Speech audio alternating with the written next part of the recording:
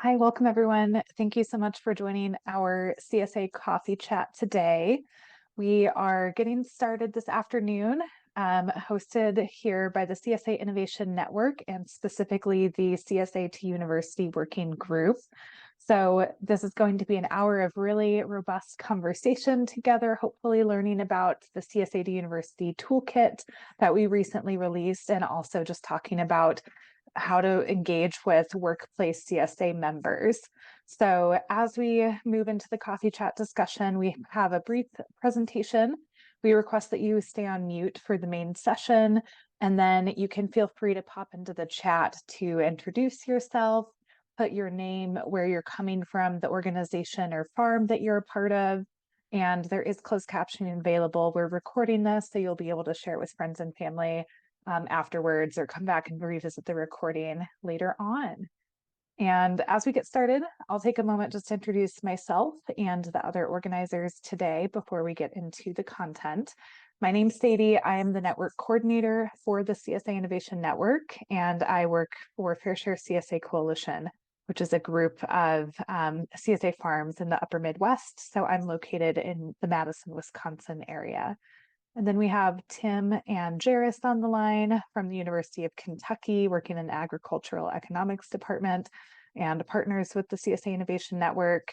Katie and Dee are here from the Organic Association of Kentucky and work with the Kentucky Farm Share Coalition to support CSA in that area too. So we've got a nice group here today. And I'll just give you a brief introduction to the CSA Innovation Network before we get into workplace CSA programs and share some of the takeaways from the University CSA Toolkit that I mentioned was recently published. And then we'll have a really good conversation about workplace CSAs. So just very briefly, the CSA Innovation Network has been around since about 2018. And it serves as a national organization to connect farmers, mostly CSA farmers, but other small farmers too, along with technical assistance providers and consumers of CSA.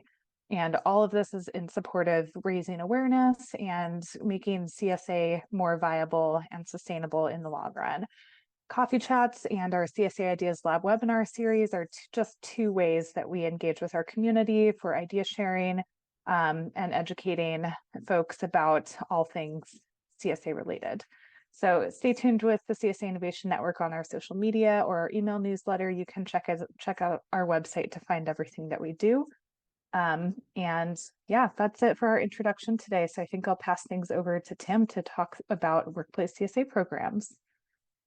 Yep, super. Thank you, Sadie, and welcome everybody. Appreciate everybody tuning in here this afternoon.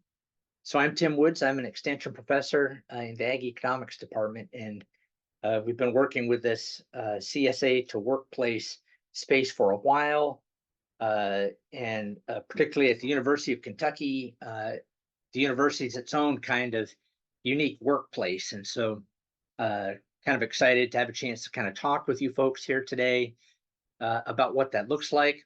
The thing that makes the coffee chat kind of interesting for our CSA Innovation Network is it's really designed maybe a little different from our ideas labs, if you've been involved in some of those, to be a place where we'll share a little bit. We've got some neat ideas, some neat resources, but would love to hear some of your questions and have it be more, much more interactive and a little back and forth of some ideas sharing as we're kind of getting into it. So really welcome you to share that. We've had some really good questions already submitted ahead of time. But let's just start here to think about the workplace CSA program. So this is not a brand new market channel. People have been marketing CSAs into the workplace for a while, but it's definitely a unique market channel with its own kinds of needs and challenges. It's a different CSA audience, a different CSA membership with different kinds of needs, but also different kinds of opportunities. And we want to talk about those a little bit. We've got a lot of great resources that we've already assembled here through the CSA Innovation Network. Uh, Maybe Dee or Sadie, you can drop a note in the chat about a link to the resources page for the CSA Innovation Network that has some previous webinars that we've done on some of the CSA workplace things in some more detail. Lots of great perspectives and tips of people that have been involved in this. But for a workplace CSA, what we're thinking about in this case is where employees are making a connection to the farms through some kind of a coordinating mechanism to become a shareholder. Sometimes it's with an employer-sponsored discount. Sometimes there's just simply a worksite pickup opportunity. In many cases, ideally, things that we've seen that work well, there's a support program for the employees as it's being supported through the season. And typically the people that are signing up for CSA through a workplace are not your traditional core CSA customers. Go ahead. So we can look at a graphic like this, for example, where you think about your core CSA customer, and we know that there are different kinds of market channels that are trying to make a reach and a connection to the locavore, the core community-based, love local food kind of customer. And the traditional single farm CSA connection is really probably one of the best, most direct connection of local products to a specific consumer that's really looking for those kinds of values. But we have other kinds of players in the market space that are also trying to increasingly have a role in that kind of local foods market. What we see with a lot of these new employees that are coming in to participate in CSA, especially for the first time, is that they come in at this kind of, I'm kind of interested in local food. I have some of these shared values, but I don't know that I'm in the same sort of core space as a traditional shareholder. But if you look over at this graphic on the right, what we have seen through a lot of our experience is that once employees join a CSA and they go through at least a single season of participating and even multiple seasons, that over time they really do start to change their values. They start to change their perception of CSA, and a food lifestyle really gets changed. And we've documented a lot of this. But the steps that we need to think about in terms of helping those kind of new to CSA, new to the CSA concept kinds of folks move into that core space where they become those loyal customers is a really important thing we want to be looking at as we think in this workplace CSA. Okay, go ahead, Katie. So why a workplace CSA? This is some, it's a little bit dated. If I'd put the most updated numbers here, it would be even more striking here. But we have seen in the United States, especially, per capita health expenditures have just gone up at a staggering pace to a very high level. And employers that are paying for these health programs are increasingly leaning in and asking these questions about, are there interventions or ways to connect or innovate around benefit programs in a health and wellness space that can help us mitigate some of these increasing insurance costs, helping all employees move toward better food, health, and wellness lifestyles.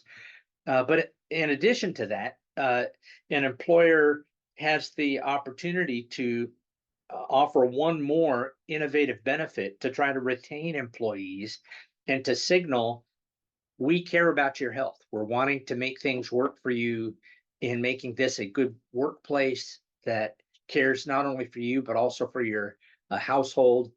And so a lot of these things are driving increasingly employer interest in doing something innovative. Go ahead. So it has led us as we've worked through a program here at the University of Kentucky since a pilot program way back in 2015. That program's continued to grow, and we're going to hear from Katie and Dee here a little bit later about the programs that they have done in terms of helping facilitate farmer employer connections.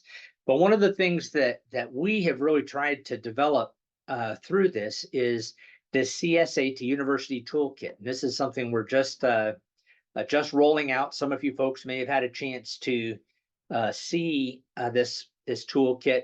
Again, this is a resource that's available on our CSA Innovation Network resources page, full of great resources. I need to give an immediate shout out to Sarah Gerkink, who now works as a colleague with our OAK partners, Organic Association of Kentucky partners there, but she did a lot of the lifting and organizing and design and editing in this toolkit. It's full of resources about how to think, not just in a university place, but any sort of a workplace environment where you're trying to make a connection to the benefits people, to the wellness people, to different champions that might be within the organization, and a lot of really great tools, tips, links, and resources and things that we have used that we've found successful.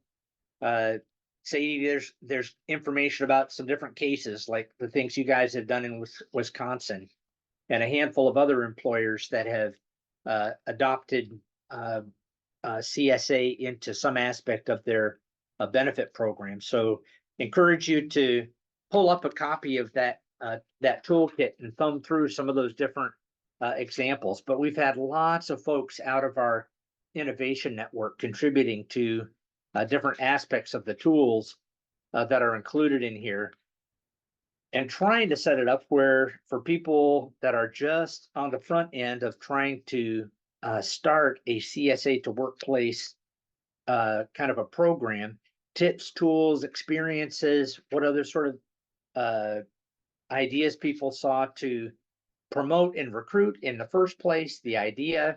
Once you get a program in place, typically in a pilot type setting, how do we support it? And then resources and ideas to be able to support that, even some kind of budget ideas in terms of what a pilot program might look like. So yeah, there's so many, the hook, you want to get people to start in and commit to doing a pilot. How do we do that? So we start with trying to frame the benefits. And so thinking about an employer that is going to be really thinking about their social responsibility strategy. And what does that look like practically? CSA is a really great way to implement a lot of aspects of a social responsibility, corporate social responsibility program. Thinking about the benefits that come from having something like this to employees and increasing employee satisfaction. People are really concerned about employee retention at most workplaces. And of course, having a healthy workforce is just in everybody's interest, helping our community of workers stay healthy, be healthy, have healthy families, being present and in good health in the workplace, the community relationships and engagement that takes place. And it's not just a PR piece, but just the opportunities for employers and certainly universities and other government-related organizations to provide some leadership in how they are engaging in the community can really be powerfully pursued through this kind of a CSA program. There's a lot of opportunity we have found in the university space, especially to bring people that are looking at research issues in public health, in medicine, in economic development, in community leadership, in agriculture, to bring a lot of those multidisciplinary interests together to look at some of the research on impacts of programs like this. And certainly in our land grant space, like we have at the University of Kentucky, where we're committed to helping farms and communities across the state, it fits in perfectly with what we're trying to do here. So those were some of the hooks we have used. Go ahead.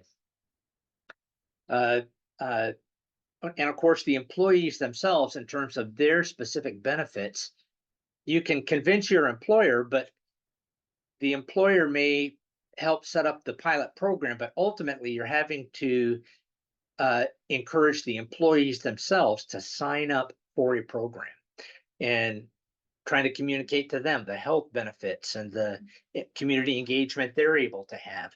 The benefit that's kind of a unique benefit that impacts not just the employee, but the whole household, as the whole household is eating better, more healthy products, and engaging potentially in other wellness programs that your employer is going to have. Go ahead.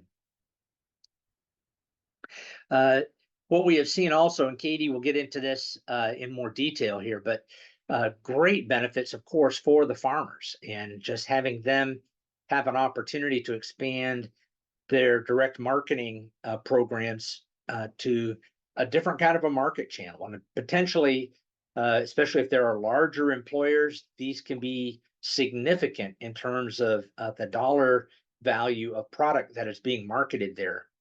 And being able to focus in terms of working with just a few employers there that can potentially purchase a lot of product and build those partnerships with an employer or university that can go year after year, and thinking of this kind of long-term build that's a mutual benefit to both the farmer and the employer. Okay. So let me pitch this over to Jairus. Jairus has led this kind of innovative program that it's one example of one of the things that we've tried to develop to support a better promotion and connection within, especially a big university. UK has what, Jairus, 32,000 employees. Tell us a little bit about how this peer promotion program has worked and what we're trying to accomplish there. Yeah, thanks, Tim. So one of the things that we noticed with a program like our university voucher program at UK is that you get a lot of people coming into CSA that may be not familiar with it or being exposed to the concept for the very first time. So for those who are not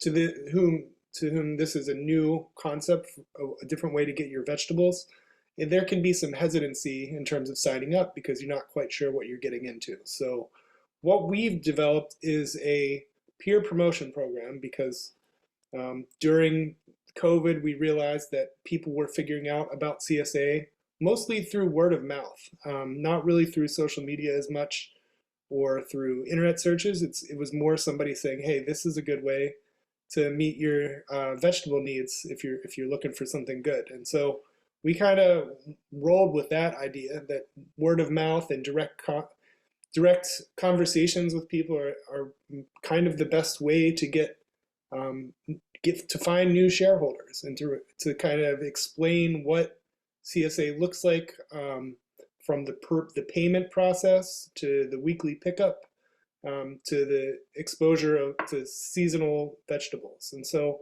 what we've done is we found a few enthusiastic and very supportive shareholders that are willing to each week just kind of talk to people in their various units of the university, their peer groups there, and even outside of the university, just generally explaining to their friends and other social networks what the CSA is, how does it work, and so that can take a lot of different forms. Some of that's just posting on social media. Look what I got in my CSA this week, and oh, look what I've made with all of this kale, something like that. Some of it actually ends up being more experiential because we find having an experience of CSA, whether that's going to a potluck that's at a farm or going on a farm visit, or maybe even just going to see what a pickup of the CSA looks like, that could be pretty valuable for someone who's on the fence, or maybe even new and it's their first year of subscribing. Like just figuring out a way to manage CSA during that first year. So the experiential element of this peer promotion program is we get peer promoters. They try to create awareness and consumer understanding of what CSA might be. They try to explain the value of it because that high upfront cost might be a deterrent for a lot of people. So breaking it down by weekly expenditures, showing exactly how much they're getting each week, and kind of finding a way to show the value of CSA in a very direct and relational way.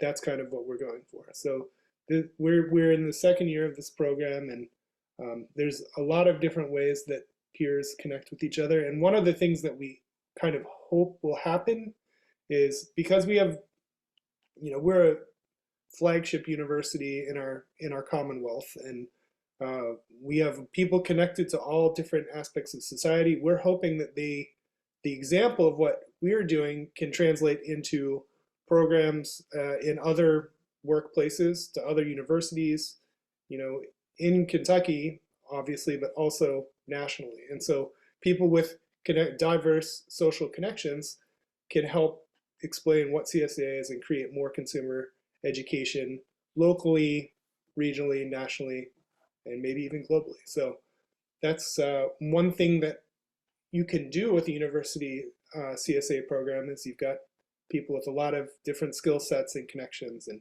so leveraging that can be pretty useful for CSA more generally. I'm going to pass off to Katie. She's going to talk a little bit. Awesome. Thank you, Jairus. I appreciate it. And I'm going to be sharing a little bit about workplace CSA best practices.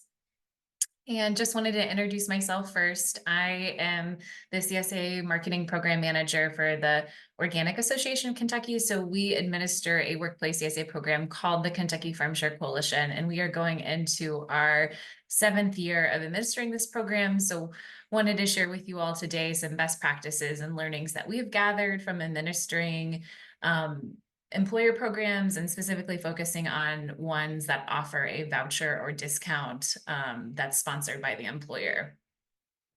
So one of the places I wanted to start first was just to kind of talk a little bit about how to recruit employers for this type of program. You might have questions of who to reach out to. Obviously, we have that University to CSA Toolkit, and that really speaks to some of the benefits of reaching out to institutional partners and ways that you might be able to do that, especially reaching out to those that are land grants.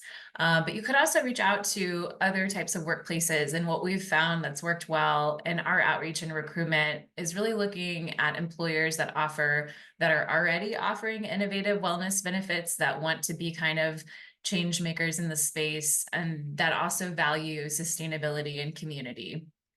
So we are a Kentucky-based program, and so that what that looks like in our state, that might translate across the country, is that we kind of I copied a couple logos. So we're always looking at employers that are on our best places to work, right? They have lots of benefits, they get acknowledged and recognized by their fellow employers. And then we also have a local certification that's called Canopy Certified. That's really similar to like a B Corp certification that's kind of focused on that sustainability piece. So if you have other kind of recognitions in your state that kind of acknowledge best workplaces or sustainability certifications, those are some of the employer types that we tend to engage with. And then some other kind of tips on what types of employers might go for this program. If you're a farmer or you're working with the CSA Coalition, we always send over perspective kind of farm details. So we like to share what the partner firms we're working with, what types of shares they have. We show them pictures, we show them pricing. There's 2 sales in a workplace CSA program. You're selling it to the employer, and then you have to sell it to the employees. So we use kind of a similar pitch style that you would maybe even just use with your members themselves. And then what we found that's also worked really well when we're trying to kind of engage with workplace partnerships is that offering more flexibility in the CSA tends to make it easier for these workplace members to sign up. So we've had a lot of our coalition farms. We're working with 11 farms across Kentucky. more than half of them offer customization, and that's been really helpful to kind of have a little bit more flexibility for the employee members. So that allows the workplace CSA folks that are taking part, they can go online ahead of time, customize their items. And we found that's been really successful as like a retention tool, as well as kind of a recruitment tool, and as well as the flexible payments. So if you are a farm and you're thinking about using online software, the CSA Innovation Network has a really great e-commerce guide that can kind of walk you through all the different options, but we found that's been really useful. And so from the farmer perspective, you know, how you retain these workplace CSA members is not unsimilar to how you retain all of your CSA members, but just some things I wanted to highlight, since what Tim and Jairus talked about is that these tend to be members that are not as familiar with eating seasonally. They're not as maybe plugged into the local food system. They might have taken advantage of this program because their employer offered a worksite drop or offered a discount on the share, and they're still kind of integrating into the local food system space. So what's been really helpful is to offer a preview of what that farm is going to be growing that year. So they kind of know the crops, they know what to expect in the share. In Kentucky, we often have to explain that there's not going to be a lot of fruit. It's going to be mostly vegetables just because of our climate and it not being very humid and not ideal as much for it to have an abundance of fruit in the share. And so just setting expectations has been really helpful. We also, the farm provides recipes and storage resources. Our coalition also provides additional resources. And then Tim mentioned that employers themselves sometimes have those wellness resources internally too. And then just some other kind of tips and tricks for retention.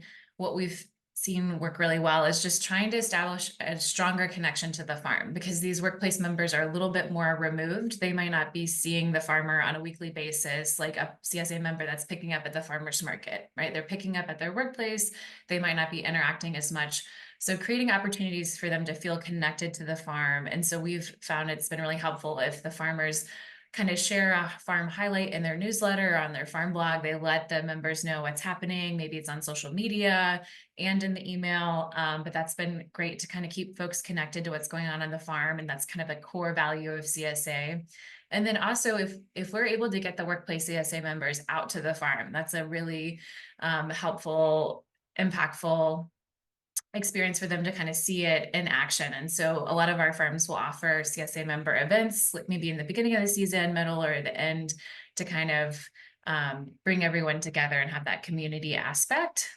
And then the brainstorm, some of our farmers were excited and wanted to kind of work on their retention this year. And so they talked about even adding like a handwritten note in everyone's members box, you know, at one point during the season. They're not doing that every week, but just kind of having that.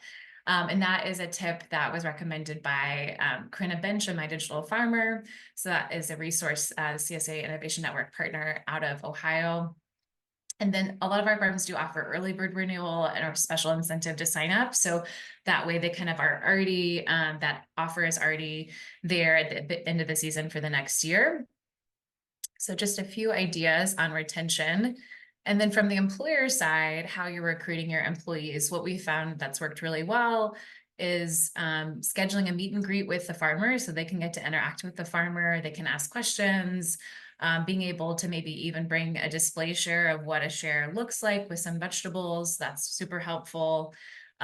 Some of our workplaces offer a wellness share. So it's just a share that they buy in full and then they give it to a different department each week. They give it to a different employee each week. And that goes to someone that didn't sign up, but just kind of interested so they can kind of introduce someone to CSA. And then one of the other most kind of common reasons employees are a little discouraged is they're unsure if they're going to use all the product. They don't want to feel overwhelmed. And so sometimes we'll encourage employees to even split a share if that farm only offers maybe a larger share size or a weekly frequency. That's a way to make it a little bit more manageable. And then the Kentucky Farm Share Coalition, we do provide some resources for new hire orientation. That's often when employees find out about benefits. So we have like a flyer that could go in a benefits book or a PowerPoint slide that you could talk about the workplace CSA program too, to kind of always keep that top of mind for employees. And so from the employer perspective, how you are kind of retaining those employees, what we've found throughout the CSA season that's worked really well is if they're offering some supports to kind of create like a mini community in the workplace, that goes really well. So oftentimes we'll partner with employers, we'll do a demo during the CSA season. Maybe it's at a pickup, maybe it's just at a health and wellness event that we can kind of talk about the CSA program. Some employers will create their own kind of listserv for their CSA members, or even like a private Facebook group so they can ask questions within the workplace itself. A lot of our farms also offer one for just like the wider community. And then we also encourage employers to kind of check in throughout the season, get some feedback from the members, see how things are going so we can make changes if they're having any issues. It's easy for us to support that. And then offering additional wellness resources, just if they're able to kind of send recipes, send other storage guides. We always find that there's no shortage of, or need for additional resources. So I just wanted to share with you some testimonials that we have collected from our employers about what they love the most about the program. And so I can let you read these, but the main kind of takeaways are just kind of being able to offer a tangible benefit that shows that they're committed to their employees, like health and well-being. That's one of the main reasons they love this program. And then just getting to be able to generate more interest. The second quote, that employer was really excited about the raffle share as a way to kind of build up the momentum in the program. And then these are some of our CSA member testimonials. So some of the reasons that kind of Tim's already communicated the benefits to the member, but it's always great to see these written out. So, you know, being able to get locally sourced food at work, it really increases that convenience factor when they're able to pick it up at work, save time at the grocery store. One of the main reasons we find that people love the Workplace CSA program is they get to support the local farm. They really enjoy the benefit. And they're enjoying kind of being able to cook a lot of healthier meals at home. And then Tim kind of spoke about this in the farmer benefits section, but just to kind of give you some concrete examples of some of the economic impact we've seen with the Kentucky Farm Share Coalition and the potential of workplace CSA programs to be a really strong driver of farm gate impact. These are our kind of annual, we've got a mixture of kind of numbers here from when the program first started at the University of Kentucky, all the way through 2023. We haven't finalized our numbers for 2024 yet, but on average, the Kentucky Farm Share Coalition is helping facilitate the sale of around 1,000 shares. In 2023, that annual total generated $582,000 of farm gate impact. And over the course of the whole program and working with CSA to university programs, as well as other workplace CSA programs, we've been able to generate just under $3.5 million, which is really incredible for this program. So it really kind of speaks to the growth potential in workplace CSA and how it can be a really strong support a regional food system and drive a lot of money back to farms. So this is the fun part. I'm going to pass it back to Tim. We're going to have a little coffee chat discussion just because I know a lot of folks had questions, and we encourage anyone to you can drop one in the chat, you can raise your hand, and I'll pass it to Tim to kind of facilitate this portion, and we can stop the screen share for a moment. All right, sounds great. Thanks, Katie. Yeah, I've got my coffee mug in hand here. Time for some coffee sipping and chatting.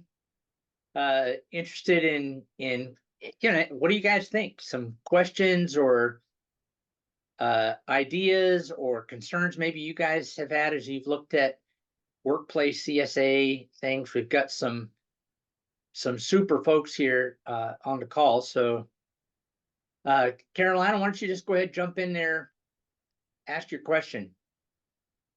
Thank you so much.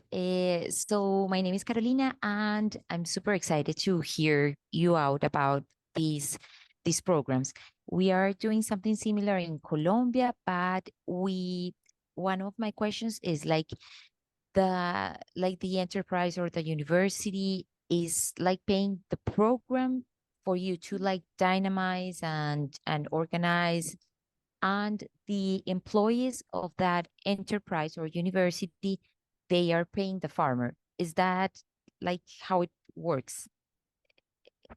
If I Yeah, understand so correctly. yeah, great question. And I'll just give a very high level to try to not make it too complicated. What we have settled on here for the university program, and Katie can talk about how some other employers have done it, but they would provide for the university typically a $200 voucher for a full share, $150 voucher for a small share, that basically covers roughly a third to a quarter of the total cost. And the employees would basically, they still are paying something, but it's a highly subsidized share.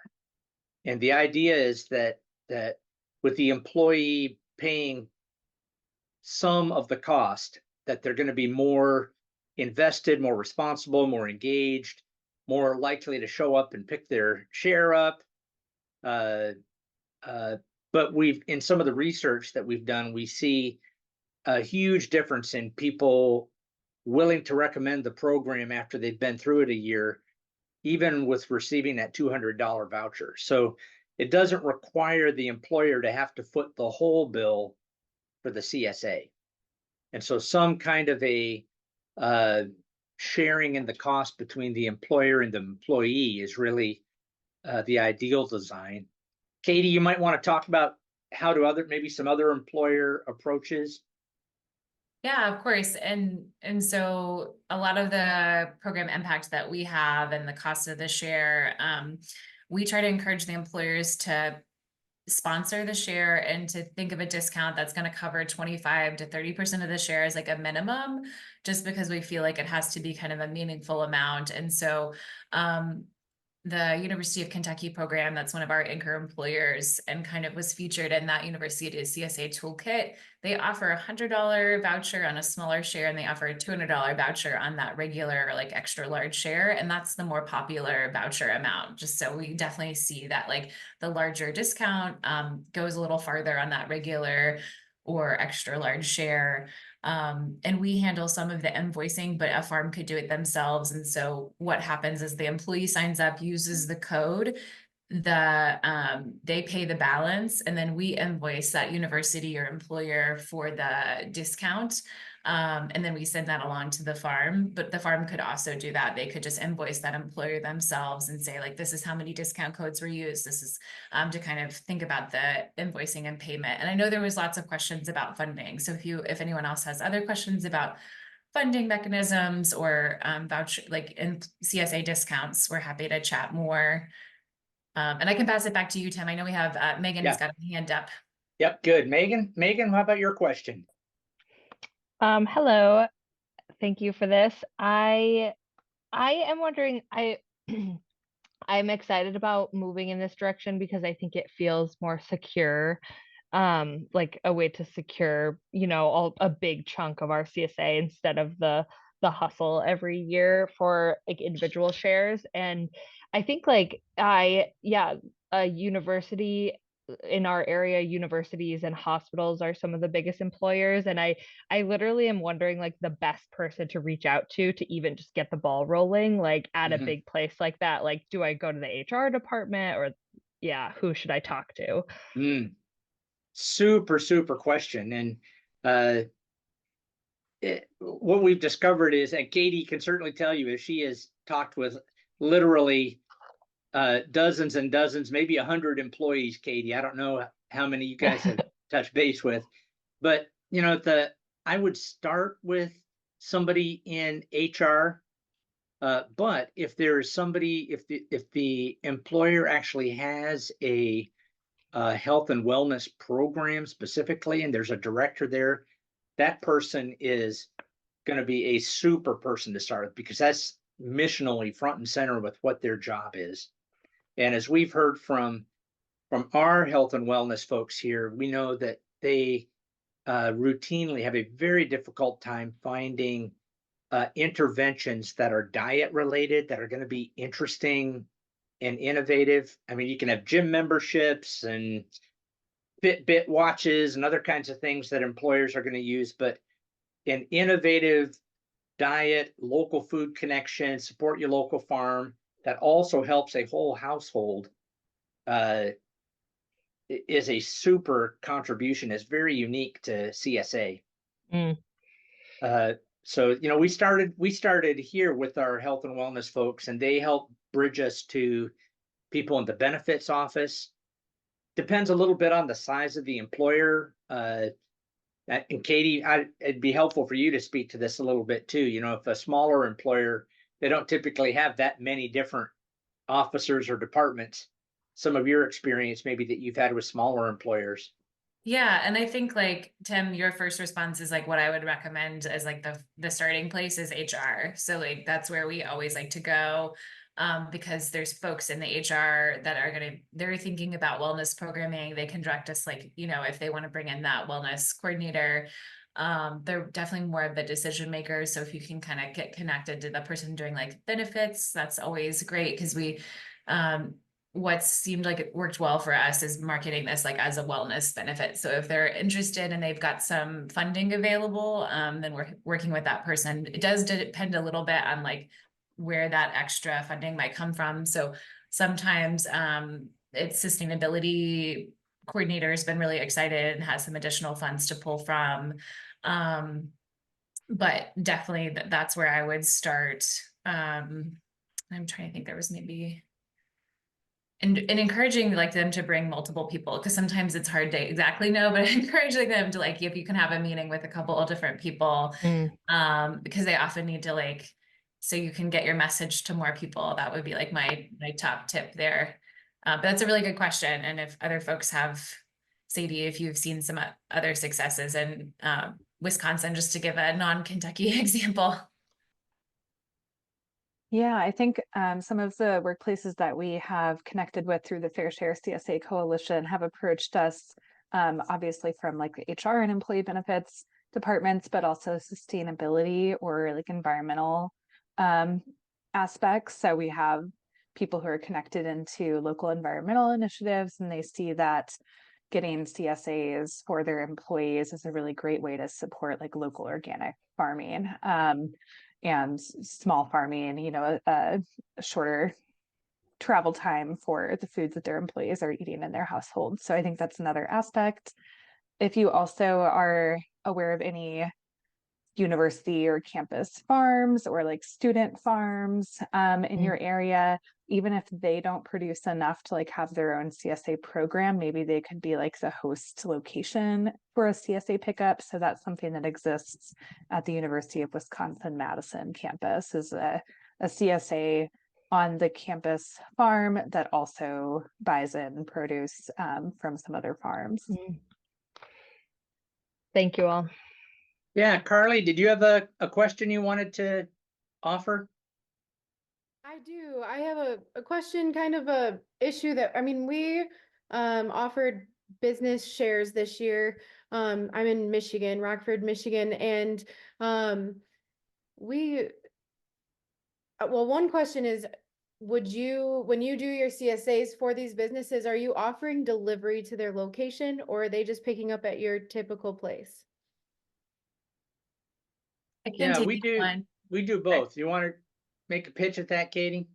Yeah, Depends I on think, the farm and the employer a little bit. yeah. And so typically when we're gauging that workplace drop and whether it makes sense to like offer that, we reach out to the farm and we ask them if they have the capacity to add that additional pickup and what their share minimum is, because I think that's a super important part to like not overstretch it. Like, you know, like we kind of really clearly communicate that there needs to be a certain number of signups there to like make it worth their while. If there's enough employees there, it definitely feels like it's a extra convenience for them, as long as it's not too far out of the way. But to give you some context, the University of Kentucky program that we're kind of speaking to a lot, just because it's been around the longest in Kentucky, they don't offer like that university. They just use the farm's existing pickup locations, because that program's working with 13 different farms. They offer 150 locations like all across the state. It doesn't feel like there's like a big need to have like one centralized one on campus. There is a university farm and that student farm does drop on campus, but the majority of the farms don't. So you don't have to have it. So that's like good to know. You could just use existing pickups. Other employers that we've worked with, like the city of Lexington, they have a drop at like the government building, and that's been really helpful if like there's a massive 100 to 200 plus people. Sometimes I find it hard to get a drop going if there's like less than 100 employees there. It just depends on the workplace size. Yeah, so this is really only our second year offering a CSA, but we jumped right into the business side of it just because we want to differ ourselves from other farms, and both of the businesses that are nearby that we've linked up with so far have over 100 employees. What I've been finding hard is like the HR person gets they say that they have like 15 to 30 people interested. And then so we're like, okay, well, we'll do delivery. It will be this day, this, that, and the next. And then now only a few people are signing up. So I don't know I don't know if you have any suggestions for like how you would guarantee that. Because now I don't want to drop off the CSA for 3 people. Do you know what I mean? Oh, totally. I think if you communicated some type of minimum, even if you didn't, that like, you can just be like, oh, right now we only have 3 signups. We're not going to be able to do this delivery. And so there's 2 scenarios that we've run into. We ask the workplace members to switch to a community pickup, or like the farm can issue a refund if that doesn't work. But really just like, if it's going to totally drag down your whole delivery route, it seems like it's worth it just to kind of like switch gears. Or the farm charges if they don't meet that share minimum. We had a workplace that like, we have a share minimum of 10, they might have gotten like 6. We charge an additional delivery fee to make that work. That's Yeah. okay. Yeah. Mhm. So just an additional fee. It's like, hey, you didn't meet the share minimum, so here's an additional worksite drop fee that you might charge for like a home delivery if you have a home delivery fee, but you could increase it a little bit since there's multiple people taking advantage of it. But those are some of the things we've found helpful. And we do have a template, and I believe Sadie helped me if it's in the tool, like just an interest survey. We found like that's a good temp check, but like if that employer does an interest survey, expect like half of those people to actually sign up, so just half whatever they're telling you. Okay. Yeah, that makes sense. That's basically what happened. So, okay. Well, thank you very much. This has been very informative. Yeah, I have one other note that probably won't help you out this year, Carly, but for anyone else or in future years, as you are pursuing new relationships with local employers and trying to actually gauge or drum up interest among the employees to see like how many people you're going to have CSAs for at that site. Our coalition has done lunch and learn events at the local employee sites. So that would be sort of an interim step of HR or whatever other department saying, yeah, we're interested. We think we can get some people signed up. And then before you actually reach the point of, only having 3 signed up CSA members at that workplace, gives you an opportunity to maybe go in person and, show an example of the CSA share, or just meet people. It could even be an opportunity for them to like sign up right there and then with you. So it might be a way to like just heighten the level of commitment from a workplace. So definitely encourage those like potential member interactions ahead of time when you can. Or you could have, if you have a shareholder that's already at that location, they could organize some kind of event within their department or whatnot. Use them as a kind of way to get out some advertising.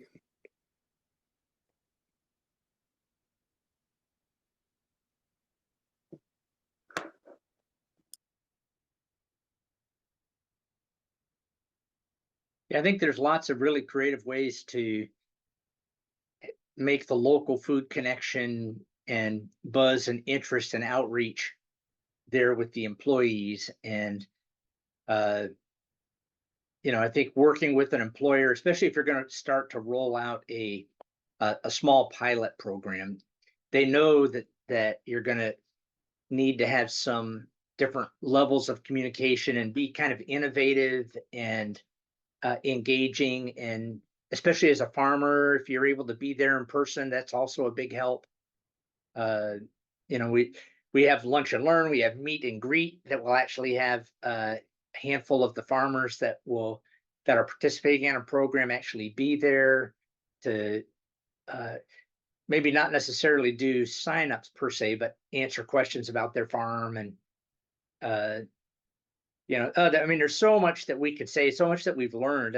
Jairus and I do a lot of the kind of support research around this. One of the things we've finished here recently is something that's called a values survey. What is it that people value as they're signing up as CSA employees? And we see it's all over the map. Some people are really into the CSA world because they're looking for health for themselves, for their families. Some are looking for this local farm connection.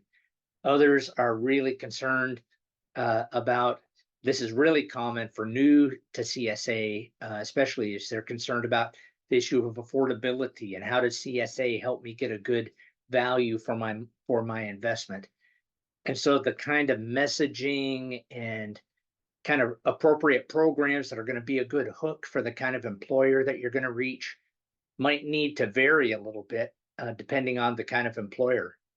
We have university employees. We have small builder manufacturer employees. We have a Cincinnati Airport as one of their employees. So a very diverse set of employers that all have their own different employee culture.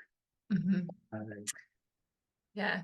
And Tim, just to add to that, like trying to we've made the program very adaptable based on the employer, which is good. And one of the directions we're kind of going is it's felt like a little harder to work with workplaces that do have a really wide pay scale. And so one of the kind of ideas and things that we wanted to put into motion was just doing those employer sponsored discounts, but maybe on a sliding scale. So they can kind of meet people where they are and they can offer a larger discount to folks that aren't making as much. Because what we know right now, and Tim, I just thought it would be helpful to share this, is that folks that are on that higher pay scale are redeeming these and using these at a slightly higher rate. Is that right, Tim? Mm-hmm. Yeah.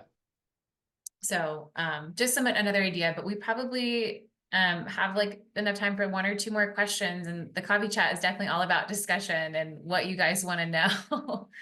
So does anyone else have another question? We did get some submitted, and Tim, I can try to select. Yeah, maybe Katie, and certainly anybody can jump in, but maybe folks will be interested in some of the other questions. I know some interesting ideas were pinged.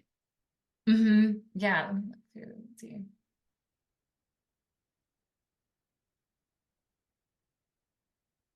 Just while you're looking, Katie, there is a section in the toolkit about equity and things like sliding scales or differently graded vouchers or ways that you can promote it to like different demographics within your employee base. So something to think about within those programs, guiding questions for reference. Yep. Mm-hmm. I think we had just a wide variety of questions submitted, but just kind of on the funding theme, since we didn't talk as much about it in the presentation, Tim, I was just going to see if you could speak to maybe some ways that we were able to expand the program at UK and being able to point to like the return on investment. I think that example, it's not like but maybe even being able to like share a link to that research and not having to do your own research for Workplace CSA, but just like that success of just like how the program was able to expand and how additional funding was able to be like secured for it. Yeah. I mean, there's so much that we're trying to do to measure the impacts of these kinds of programs in an employee setting to help give employers stronger evidence and justification for the investments that they're making. I dropped a note in there. I think Raj had asked a question about how much money is UK putting into it, or some of these other employees. They're putting a lot of money into it for the employer share. And so they're constantly having to think about the return on investment. And so we've done research like looking at insurance claims and estimating somewhere $2.50 to $3 reduction in lower insurance costs for each dollar that they're investing into the program. We hear from our benefits director himself the things from our wellness coordinator, the things they're interested similarly are just the value for investment. What is the bigger picture? How do we look at capturing all these benefits of better retention, better support and good vibes, and willingness to recommend the university, for example, as a place to work because they've got a great benefits package. That's important for a lot of folks, and especially increasingly in organizations, wellness and health and insurance packages a really important determination. And so a lot of employers are looking for ways to innovate there. You can find both in the toolkit and on Katie and Dee's page some links to a lot of the research that we've done. If you want to dig a little deeper, you can certainly, we would welcome you to drop a note to Jairus or myself. We can certainly connect you to a lot of other kind of wonky number crunching kind of things that we do on our side. Very happy to share a lot of that stuff. No, that sounds great, Tim. And then Yeah. Sadie, I was going to see, I'll reshare the slides and pass it off to you to wrap up. Yeah, perfect. Well, Let's great. see. Thank you so much, everybody, for joining. Katie, as you get those slides up, we are just wrapping up here. So thanks so much for all the questions that everybody asked. We do have the CSA to University Toolkit on our website. I have also shared the link to that a few times in the chat today, but you can just go directly to our CSA Innovation Network webpage and find it under the resources. And this conversation is recorded, so we'll have that out on our YouTube channel, shared over email and shared over social media within the next couple of days here too. So hopefully that's something you can come revisit or share with others who weren't able to make it today. And we have a couple of other upcoming webinars. So the event pages for this and registration is going to go live really soon. If you want to go ahead and just put it on your calendar, save the date, or just keep your eyes open for those announcements coming out soon. On May 21st, we'll be talking about online SNAP, so supporting food access within CSA through online marketplaces. And then in July, we have a book talk happening. So excitingly, we've got an author who's writing about rural communities and agriculture's place in society. And it even has some chapters on CSA. I've actually got the book right here next to me. I had a chance to meet the author yesterday. So exciting. We'll be getting that happening in July. So stay tuned for those and other events that we plan through the CSA Innovation Network over the next few months. Happy growing season to everybody. And thanks again for attending. And we'll see you next time.